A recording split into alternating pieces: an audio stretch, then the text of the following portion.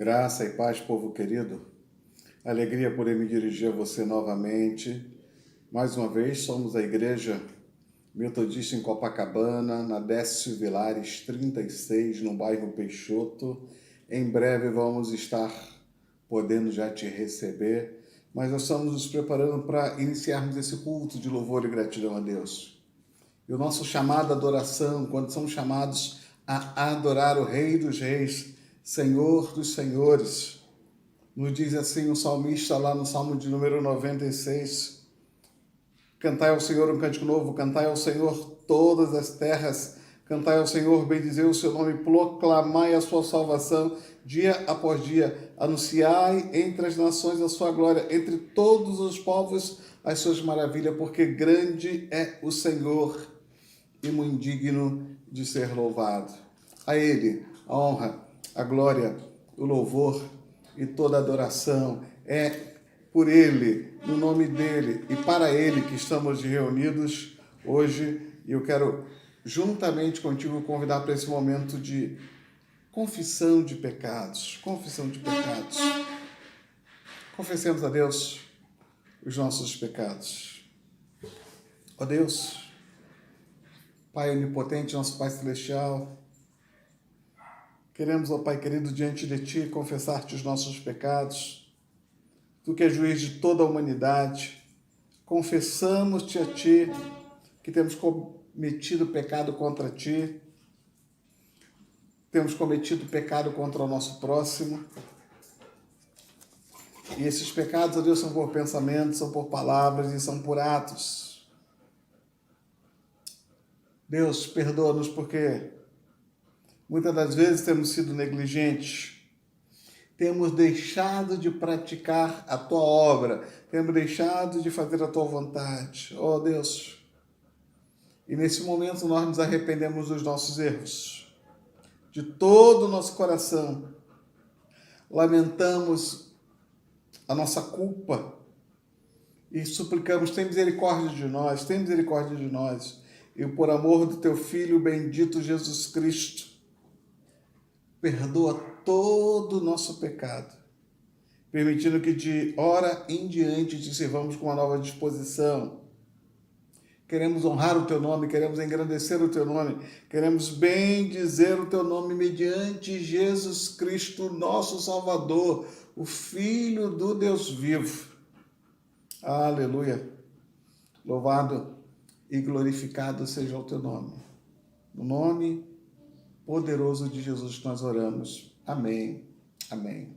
Bem, queridos e queridas, a gente aprende que quando confessamos os nossos pecados, Ele nos perdoa. Então, no exato momento em que eu confesso meus pecados, eles são perdoados. E por isso, a gente pode fazer a declaração de perdão.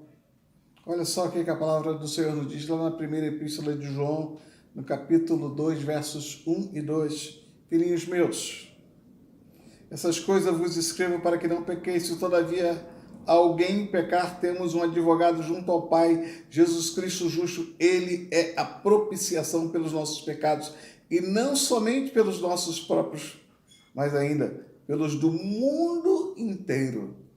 Louvado e glorificado seja o Cordeiro Santo de Deus. E porque nós podemos adorar o seu nome, eu vou convidar o Ministério de Louvor para juntos engrandecer o nome do Altíssimo, porque Ele é digno de todo louvor, toda honra, toda glória, toda a adoração.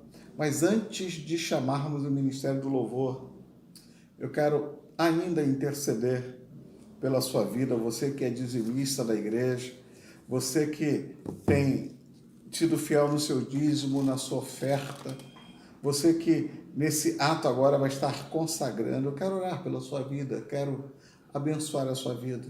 Obrigado, Deus, porque Tu nos chamaste para abençoar, e estamos aqui para abençoar. Estamos aqui para abençoar a vida dos dizimistas, abençoar a vida dos ofertantes, que o Teu Espírito gere em nós, ó Deus, esse comprometimento maior contigo, e Tu possa, Deus, continuar provendo todos os nossos recursos. Abençoe, ó Deus, a vida financeira de cada pessoa. Abençoe, ó Deus, a vida financeira da Igreja Metodista em Copacabana, para que possamos ter condições de honrar os nossos compromissos. Eu quero abençoar, no nome que é sobre todo nome, o nome poderoso de Jesus, aquele que vive e reina para todo sempre. Amém e amém. Amém? Você vê que eu estou aqui num cenário diferente, né? Estou aqui envoltos nessas flores que a minha esposa colocou aqui. Aqui nos meus pés vocês não podem ver, mas a Atena está aqui junto comigo aqui, adorando ao Senhor. Deus abençoe de maneira muito especial a tua vida. E depois desse louvor, o pastor Ilídio vai estar trazendo uma palavra rema, uma palavra diretamente do trono da glória da tua vida. Deus te abençoe. Senhor, igreja, mais uma vez que temos aqui que adorar o nome do nosso Senhor, agradecer e exaltá-lo. A música que vamos estar entoando, ela fala: para sempre exaltado, para sempre adorado será o nome do nosso Senhor. Ele ressuscitou e ele vive. Eu convido você a louvar essa canção com a gente. Entregue todo o seu coração, por tudo que você tem passado, tudo que você tem pensado. E louve o nome do nosso Senhor.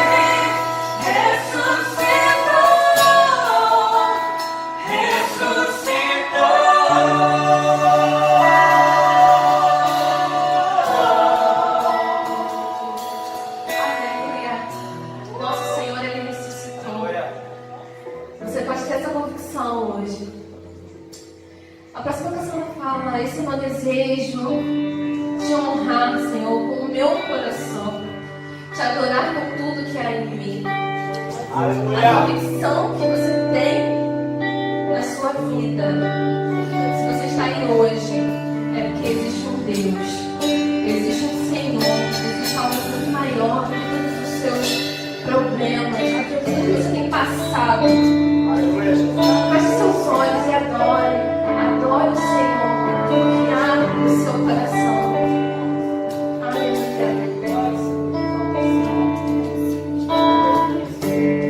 Toma o meu coração e toda a minha alma.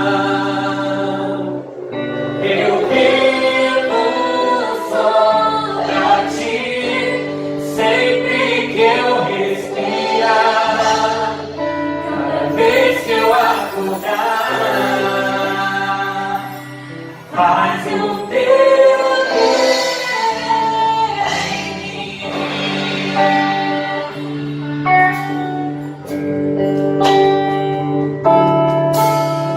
este é o meu desejo, Senhor, te honrar.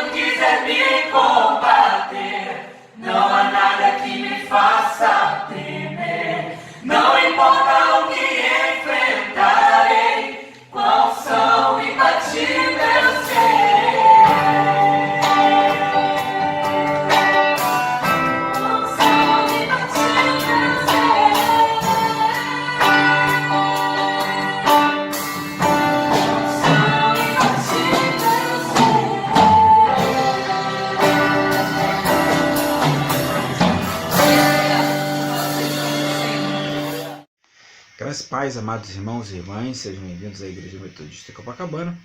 Eu sou o pastor Elídio Júnior. Gostaria de meditar com vocês a palavra do Senhor no livro de Ezequiel, capítulo 11. O juízo de Deus contra os chefes do povo. Capítulo 11, versículos de 1 ao versículo 13. E a palavra de Deus nos diz: Então o Espírito me levantou e me levou à porta oriental da casa do Senhor, a qual olha para o oriente. À entrada da porta estavam 25 homens, no meio deles vi a Jazanias, filho de Azur, e a Pelatias, filho de Benaías, príncipes do povo.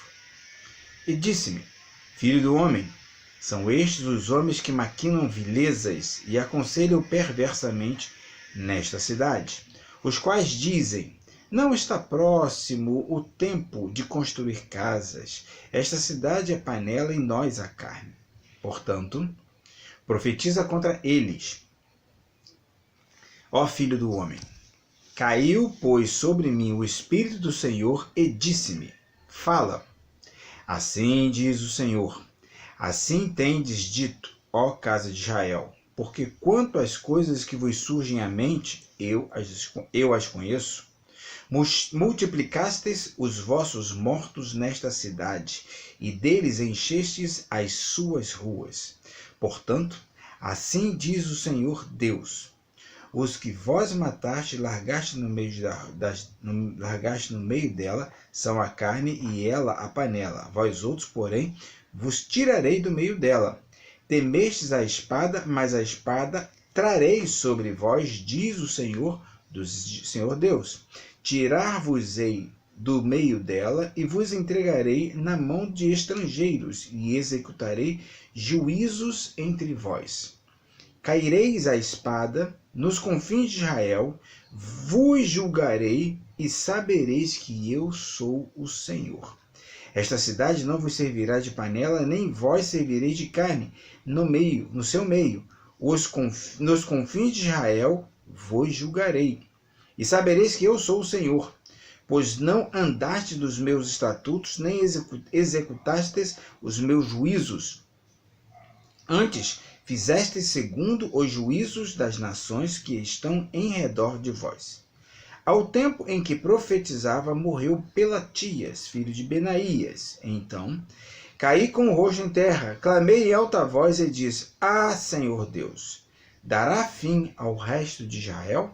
Oremos. Pai querido, em nome do Teu Filho Jesus, a Tua semente, ó Pai, nós te pedimos que ela venha a produzir frutos a 100 por 1 em nossos corações. Prepara nosso espírito para o alimento espiritual que vamos receber. É o que te pedimos em nome de Jesus. Amém. Amados, nos anos 20 do século passado, 1920, outros falam de 1940, surgiu nos Estados Unidos uma ferramenta de marketing muito importante e ela é usada hoje em dia como uma ferramenta muito precisa para avaliar o atendimento. Se chama cliente oculto ou compra misteriosa. Como é que se consiste? Algumas empresas querem saber como é que está o atendimento dentro do seu estabelecimento. Eu sou dono de uma loja e eu quero saber como é que o meu cliente ele vê o atendimento da minha loja. Esse atendimento é bom, é ruim? Como é que está sendo esse atendimento? Então, como é que eu faço essa avaliação? Eu contrato uma empresa, essa empresa manda um avaliador, ele vem se passando como um cliente, por isso o nome cliente oculto ou compra misteriosa, e ali ele começa a perceber detalhes sobre o atendimento em si. Eu faço esse tipo de trabalho, eu trabalho avaliando estabelecimentos comerciais, e dentre eles já avaliei Habib's, Ragazzo, já avaliei Bob's, já avaliei churrascarias, avaliei Léo Madeiras. Algumas dessas lojas, no momento, a própria Spoleto, passei uma semana almoçando em inúmeras lojas diferentes da Spoleto para poder avaliar o atendimento nessas lojas. E na medida que a gente faz essa avaliação, o objetivo dela é identificar os pontos que precisam ser melhorados. Quando eu estou indo no estabelecimento, a gente pode trabalhar como avaliador, eu posso ser convocado para fazer avaliação para o atendimento de um hotel, por exemplo. Posso ser avaliado para fazer o atendimento de um restaurante, de uma loja que vende qualquer tipo de material. Isso é uma estratégia que ela tem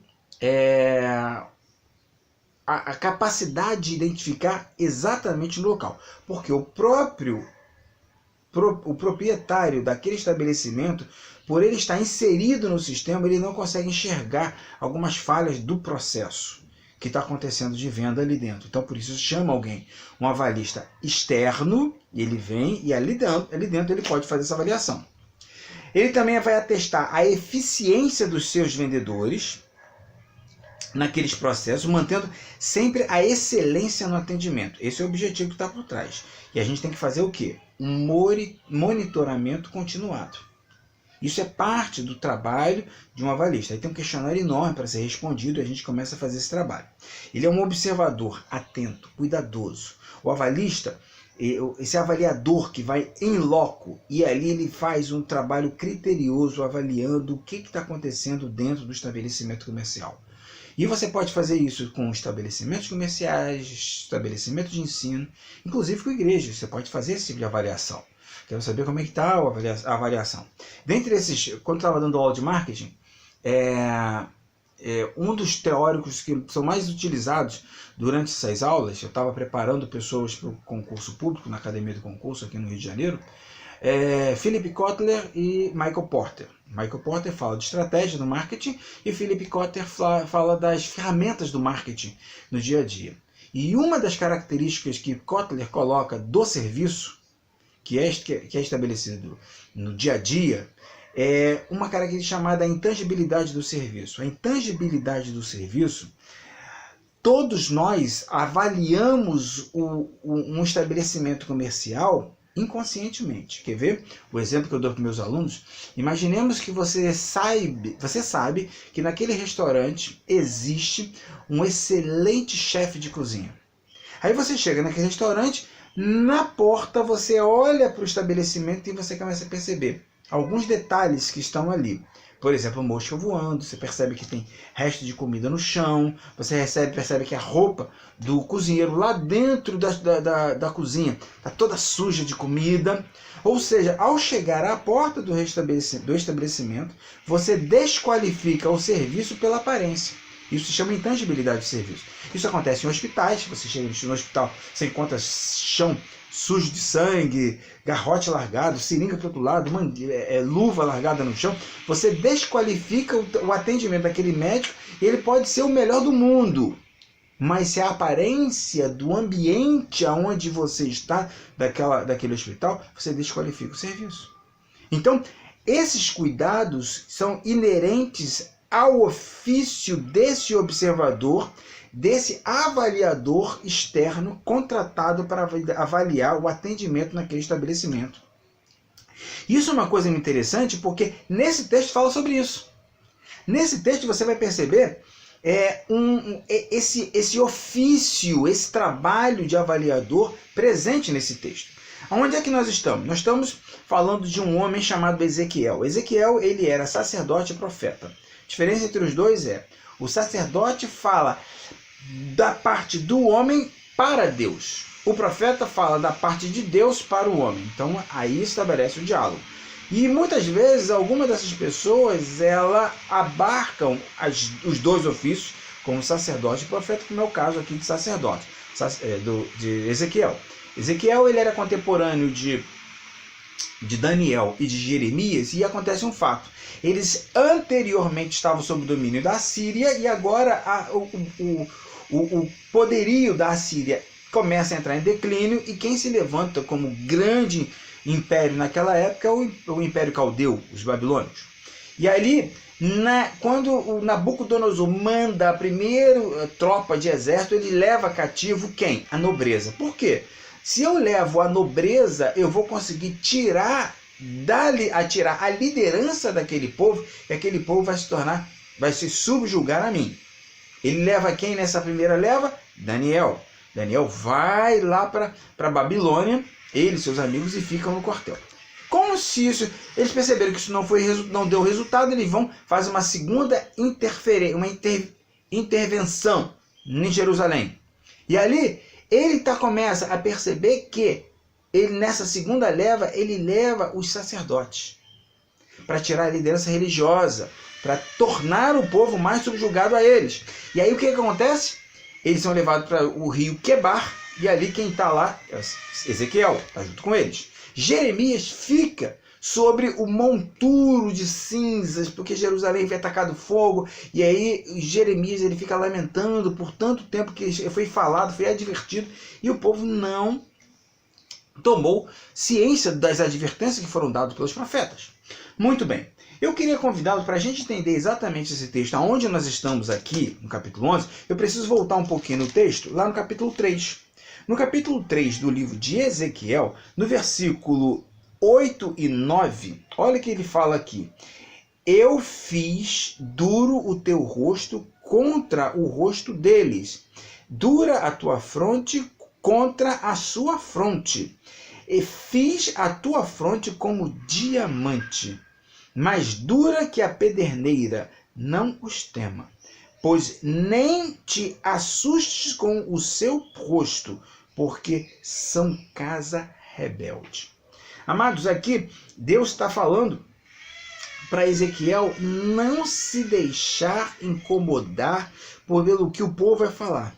O povo é teimoso para rejeitar a palavra de Deus. Você tem que ser teimoso em pregar a palavra, repetindo-a quantas vezes forem necessárias. E aí Deus continua orientando o povo de Israel através de Ezequiel, e ele continua. E lá no versículo 17, ele fala: Filho do homem, eu te dei por atalaia sobre a casa de Israel. Da minha boca ouvirás a palavra e os avisarás da minha parte. Onde nós estamos agora, dele fala sobre a posição do atalaia. Quando Deus chama Ezequiel, um sacerdote, para ele exercer o ofício de atalaia, ou seja, ser um atalaia ali o Senhor capacita ele a trabalhar. E aí a palavra atalaia geralmente leva uma confusão. A palavra atalaia, ela é uma palavra de dois gêneros. Se você falar a atalaia é o ponto mais alto do muro.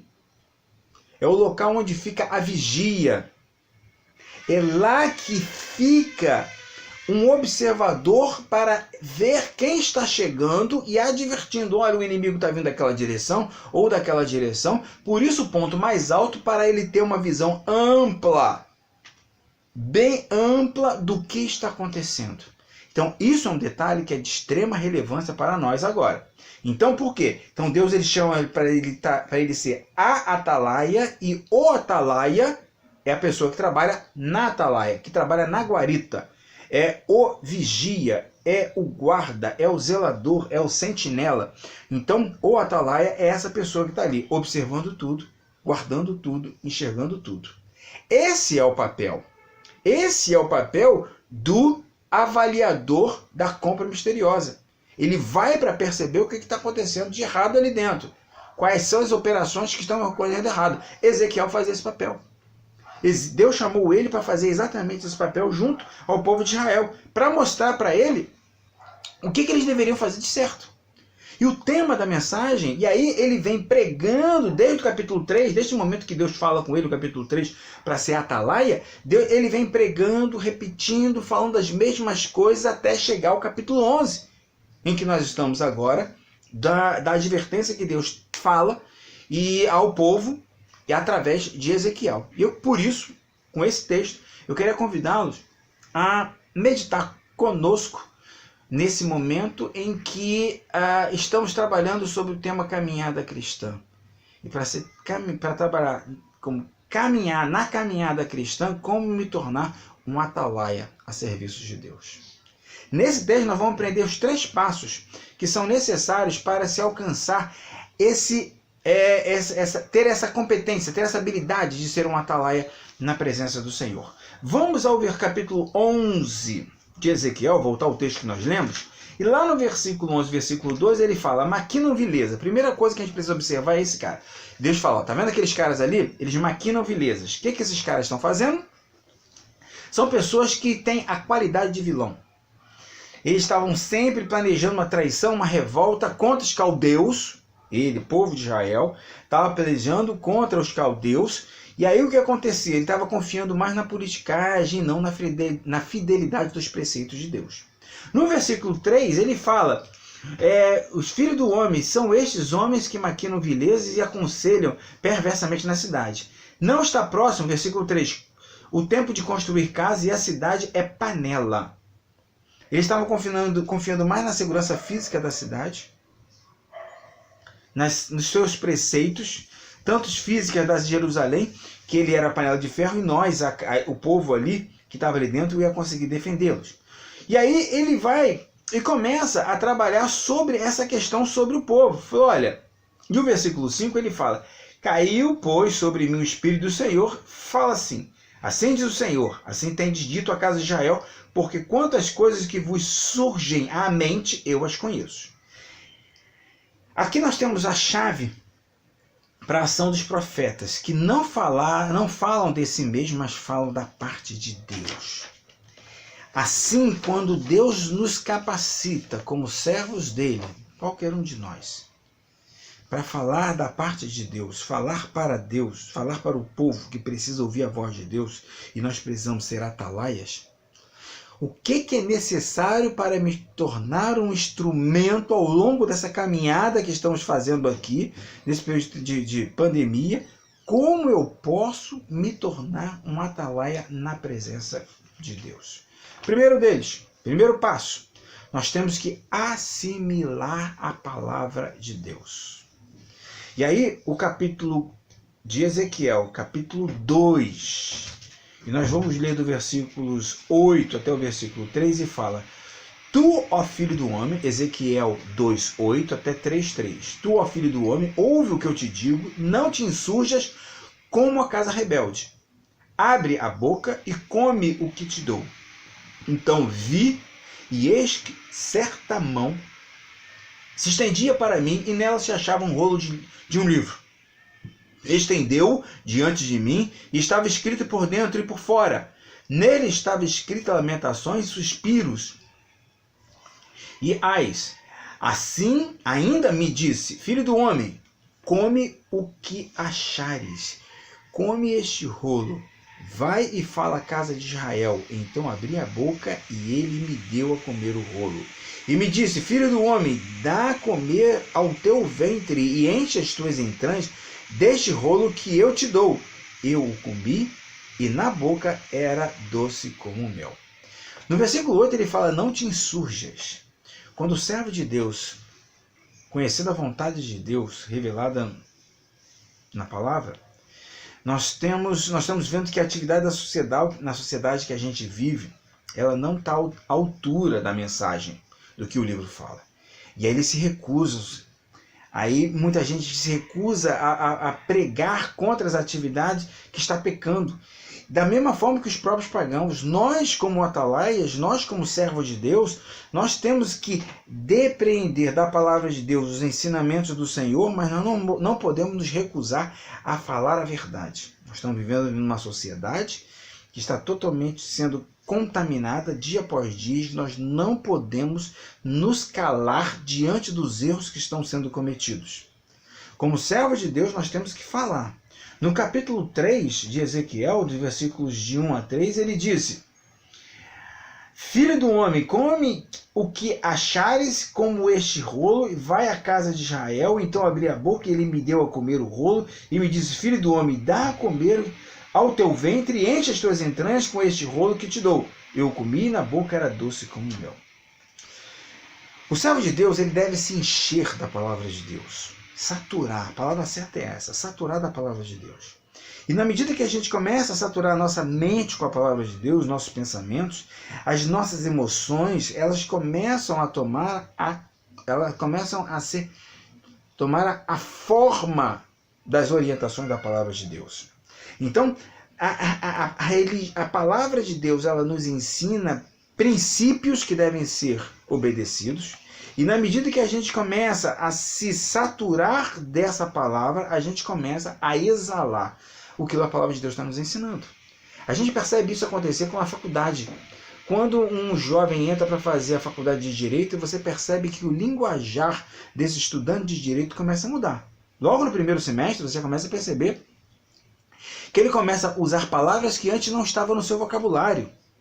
Ele começa a adotar um vocabulário novo porque ele começou a fazer uma leitura restrita exatamente da área que ele vai trabalhar, que ele está estudando, e você percebe essa conformidade, ou seja, está agindo de acordo com aquilo que ele está lendo.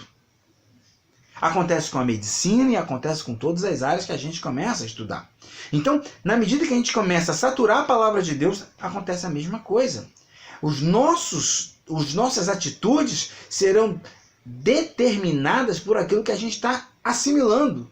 E quando a gente assimila a palavra de Deus, a gente vai exalar, a gente vai externalizar aquilo que a palavra de Deus tem nos ensinado para que possamos ser luz do mundo e sal da terra nesse mundo tão carente da palavra de Deus. Tem um comentarista inglês chamado Joseph Benson, ele é um teólogo metodista do século XIX, e ele fala: "E estava na minha boca com um amor por doçura.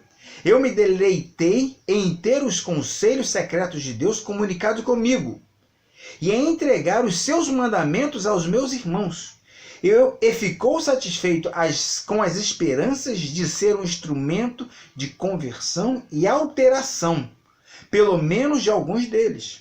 Mas quando ele depois entendeu de quantas notícias ele deveria ser o mensageiro, e quais as predições e denúncias do julgamento divino e ira que ele devia entregar ao povo, e que ele seria odiado e perseguido por esse relato, a sua mente estava cheia com tristeza e angústias." Muitas pessoas não querem assumir a responsabilidade de ser um atalaia, com medo exatamente de ser discriminado, de ser rotulado, de ser excomungado, de ser virar chacota entre os amigos, entre os vizinhos, entre os familiares. Mas aqui a palavra de Deus está nos dizendo que para sermos um atalaia, para sermos aquele que olha além dos muros, que consegue enxergar uma visão além do alcance, somente será alcançada na medida em que a palavra de Deus ela é assimilada e na medida em que saturamos a nossa mente com a palavra de Deus. Então, para ser atalaia, a primeira coisa que nós precisamos é assimilar profundamente a palavra de Deus. Não podemos deixar de faltar às escolas dominicais, não podemos deixar de participar das células, onde nós temos um momento de confraternização e de estudar a palavra de Deus, como muito menos deixar de ir à casa do Senhor.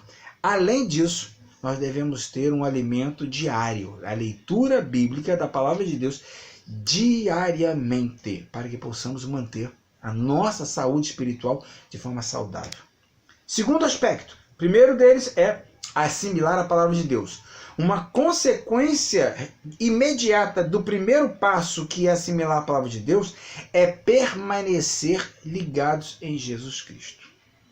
Em João 15, nós não vamos ler todo ele, vamos ler partes dele só. João 15 é uma passagem que todos nós conhecemos, da videira. E ali, João 15, de 1 a 10, ele vai falar sobre essa permanência, os resultados dela. No versículo 5 de João 15, ele fala: "Eu sou a videira e vós os ramos. Quem permanece em mim e eu nele, esse dá muito fruto, porque sem mim nada podeis fazer." Muita gente, precisamos permanecer em Cristo. E isso aí, a primeira coisa, quando a gente permanece em Cristo, é a frutificação espiritual. Amados, infelizmente eu tenho presenciado um fato que tem ocorrido assim, tem sido recorrente. Eu tenho visto muita gente na faculdade que passa pela faculdade, mas a faculdade não passa por ele. Tenho visto muita gente passar pela igreja, mas a igreja não passar por ele. Eu tenho ficado preocupado porque muita gente está muito mais preocupada com a forma do que com o conteúdo. Tem muita gente preocupado em ir à igreja todo domingo e deixar, achando que com isso ele vai estar dando um exemplo e vai estar assimilando aquilo que a palavra de Deus tem para ele. Não, a gente tem que permanecer em Cristo. E quando a gente permanece, a gente frutifica. Segunda coisa que a gente aprende, quando a gente adquire um benefício ao permanecer em Cristo, nós temos as nossas orações respondidas. João 15, versículo 7 fala: se permanecerdes em mim e as minhas palavras permanecerem em vós, pedireis o que quiserem e vos será feito.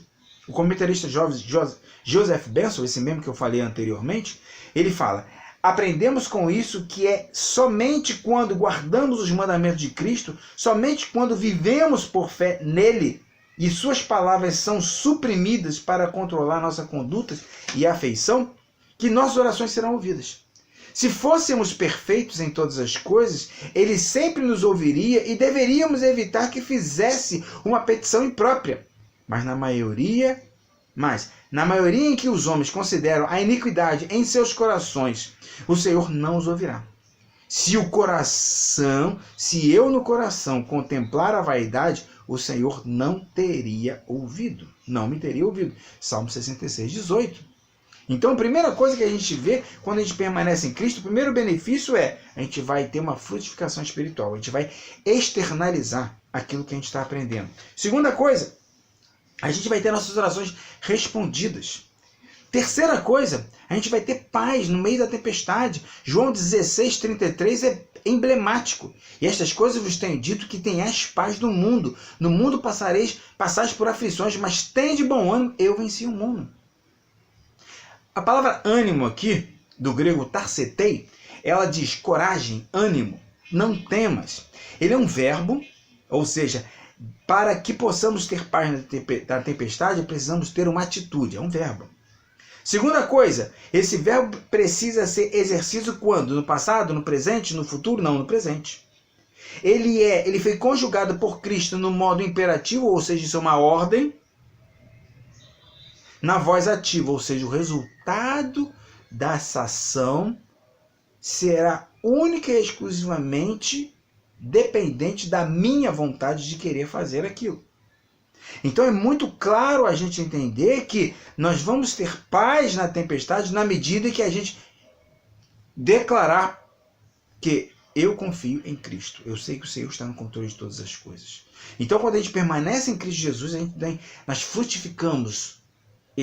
A frutificação espiritual é exalada, todo mundo vai perceber. Segunda coisa, a oração é respondida. Terceira coisa, nós vamos ter paz na tempestade. Quarta coisa, nós vamos ter vida nova. Quando Paulo fala em 2 Coríntios 5,17, se alguém está em Cristo é nova criatura, a palavra nova, o comentarista Jamelson, Fawcett e Brown, ele diz que o novo, do grego kainá, ele fala novo em qualidade. É diferente de upgrade. Você leva um computador velho na loja, o cara vai trocar a placa de memória, botar uma mais potente, troca o processador, bota o mais potente. Ele pegou a placa antiga e melhorou o computador. Isso é upgrade. Mas quando Paulo utiliza a palavra nova, é nova a partir de uma nova criatura, uma nova criação, diferentemente daquilo que estava anteriormente colocado ali. Então, quando a gente está em Cristo, a gente é nova criatura, totalmente diferente daquela do passado. Então é imprescindível permanecer em Cristo para que possamos alcançar aquilo que o Senhor quer para nós, ser atalaia durante essa caminhada cristã, para que possamos exalar o bom perfume de Cristo. Então, permanecer em Jesus Cristo, nós teremos 5 benefícios. Primeiro deles, frutificação espiritual. Segundo deles, oração vai ser respondida. Terceiro deles, paz na tempestade. Quarto deles, vida nova. Quinto deles, revestimento de justiça. Paulo, quando estava preso, escreveu para a igreja de Filipos. Lá em Filipenses 3,9, ele fala: e ser achado nele, não tendo justiça própria, que procede de lei, senão a que é mediante a fé em Jesus Cristo. A justiça que procede de Deus, baseada na fé. Amados, nós vamos ver em que o Senhor nos chamou para buscar o reino de Deus e a sua justiça. A justiça do reino, nós devemos estar procurando exercê-la no nosso dia a dia, para que Cristo seja honrado em nossas vidas. Por último, primeira coisa, para que eu seja atalaia, eu preciso assimilar a palavra de Deus, absorvê-la ao máximo, para que eu possa externalizá-la aos meus colegas, no meu local de trabalho, no meio da minha família, onde eu estiver. Segundo, Nós precisamos permanecer em Jesus Cristo. Nós devemos permanecer em Jesus Cristo. Se uma vez eu assimilo a palavra de Deus e eu permaneço em Jesus Cristo, e ali eu vou começar a produzir uma frutificação espiritual, vou ter orações respondidas, vou ter paz na tempestade, eu vou ter uma vida nova, eu vou ver exatamente esse revestimento de justiça, ou seja, começar a perseguir aquilo que deve ser feito à luz da palavra de Deus. O terceiro passo é reproduzir os frutos e os dons do Espírito Santo. Tanto 1 Coríntios 12 quanto Gálatas 5, 1 Coríntios 12 fala dos dons, Gálatas fala do fruto do Espírito. Imagina uma tangerina, vários gomos. Esses gomos são amor, paz, longanimidade, ou seja, é um fruto só. E seus vários gomos que a gente encontra em Gálatas. E ali ele fala, primeiro eu quero destacar 1 Coríntios 12, 7, ele fala: a manifestação do Espírito é concedida a cada um, visando um fim proveitoso. Mas um só é o mesmo Espírito, versículo 11, realiza todas as coisas, distribuindo-as como lhe apraz. O verbo conceder, no grego, didome, ele significa dar, conjugado no tempo presente, ou seja, o Espírito Santo dá agora. No modo indicativo, ou seja, eu dou, ou seja, Deus, ele dá, ele em tempo real, ele concede para a gente, mas isso é dito na voz passiva. Eu não tenho resultado nenhum no fim. Isso depende de Deus. Ou seja, o sujeito, ele é o paciente da ação. O sujeito, ele recebe, ele sofre a ação de Deus. Deus vai agir nele para que ele possa produzir os frutos. Então, na medida que eu assimilo a palavra de Deus, eu permaneço em Cristo, o resultado imediato é reproduzir os frutos e os dons do Espírito Santo. Esse é o objetivo que Deus deseja que nós, ao longo da caminhada cristã, sejamos como atalaias, para que possamos cumprir o propósito de Deus, como Ezequiel cumpriu o seu propósito no meio dos seus. Para encerrar, vamos voltar à introdução em que fala sobre a compra misteriosa ou cliente oculto. O observador, quando eu chego no estabelecimento, eu vou procurar observar o que está errado. Eu vou procurar, com um olho bem clínico, mostrar a direção certa para o dono daquele estabelecimento, o que ele está fazendo que não está de acordo com o que o cliente deseja receber quando chega ao estabelecimento. E esse é a maior qualidade de um bom observador, de um bom avaliador, dessa análise que está sendo feita no estabelecimento comercial. Na igreja nós precisamos ter atalaias. Para quê? Para que nós possamos ser, e nessa sociedade que vivemos, um observador preciso. Consciente da responsabilidade que quando nós falamos e como nós falamos, vem da parte de Deus. Mas para isso, é necessário, nós precisamos, primeiro, assimilar a palavra de Deus. Saturar a nossa mente com a palavra de Deus. Segundo, nós devemos permanecer em Cristo 24 horas por dia. E a consequência de tudo isso, nós vamos naturalmente reproduzir os dons e os frutos do Espírito Santo. Amado, eu quero orar pela sua vida.